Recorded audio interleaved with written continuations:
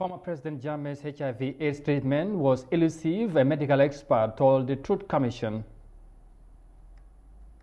The European Union dispensed €25 million as budget support to Gambia's COVID-19 response.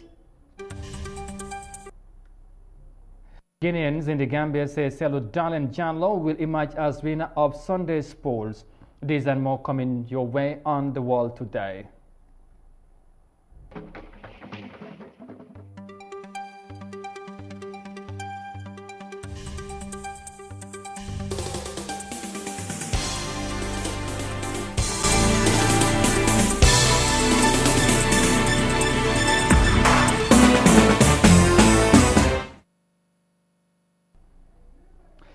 Hello, this is Africa TV and you are watching the World Today News Bulletin.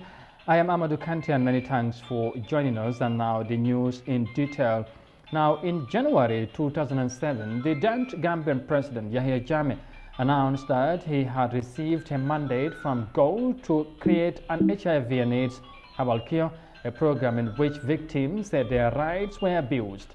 From October 12, when the Truth Commission resumed its public hearings, witnesses have been testifying on the fake AIDS treatment program.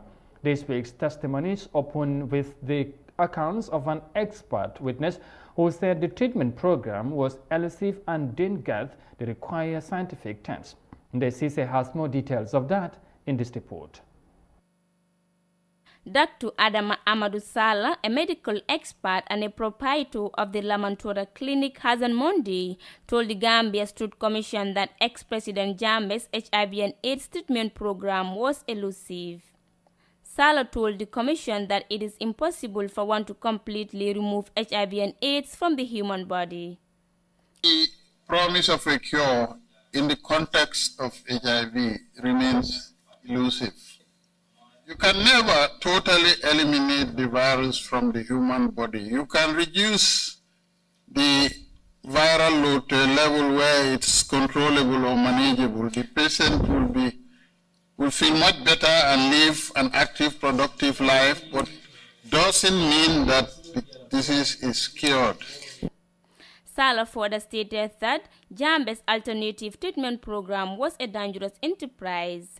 He said this because the concoction used by Jammeh, which involved boiled banana leaves and other herbs, was not subjected to any scientific analysis. And here you have a concoction which was not subject to any scientific evaluation or analysis.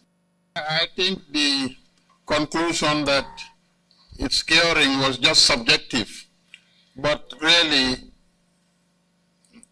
nothing convincing, especially to somebody who really knows the science of this disease. Nothing convincing to show that it will really eliminate the virus. Healthcare workers and HIV and AIDS policy implementers reported that presidential alternative treatment created fear among healthcare community as Jammeh took extreme action to punish anyone critical of his treatment program. The presidential alternative treatment program is said to have broken Gambian laws and violated international human rights laws. Jammeh, who now lives in Equatorial Guinea, is said to have subjected people living with HIV and AIDS to cruel, inhuman and degrading treatment. Reporting for iAfrica News, I am Desise. Witnesses continue to appear before the Truth, Reconciliation and Reparation Commission as the hearings continues. Now to matters of the Guinean elections, because vote counting is on the way after a tense atmosphere in the build-up to the presidential elections in which the 82-year-old President Alpha Condé is seeking a controversial third term. Alpha Condé, a member of the rally of the Guinean People's Party, was the first democratically elected president since the country gained independence from France in 1958. Let's have more details of that in this report by Julden Jai Suare. Sunday's vote followed months of political unrest, where dozens of people were killed during security crackdowns on massive anti-Condé protests. The 82-year-old vied for re-election after pushing through a new constitution in March, that critics said was designed to sidestep a two-term limit in the West African country.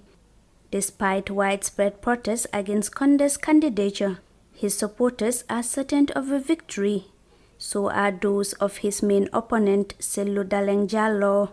But if he fails to secure an outright victory with more than 50% of the vote, the president will probably have to face off against his lead opponent, Cellou Dalein Diallo, in a runoff that will probably spark violent confrontation on the streets of Conakry.